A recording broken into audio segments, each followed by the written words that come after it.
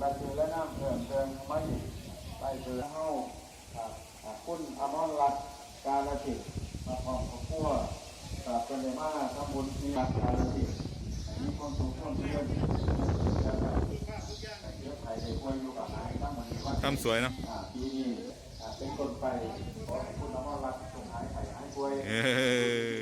เป็นตัวที่ทำได้แต่ตัวผู้มาศาสนากับตัวเด็กบุญกุศลของหลวงพ่อทองไปปลูกป้องไว้อยู่ที่แม่อมรรัตน์ครับสำหรับพี่น้องเจ้าที่อยากจะร่วมทำบุญกับประโยชน์จากที่งานหลวงพ่อทองขอเชิญได้เป็นมือแรกของปีพศ2560ปีกับมือเหมาะสำหรับจากบริจาคหรือจะทำบุญเอาความดีไปตัว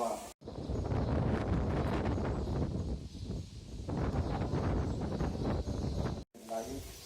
สำหรับต่อเงินต่อทองเด้อพี่น้องเจ้าผู้ใดก็ท่านได้ต่อเงินต่อทองคือและน้ำเพิ่มเติมเข้ามาครับผู้ใจบุญใจกุศลมาต่อยอดตามวิหารกับหลวงบริจาค100 บาท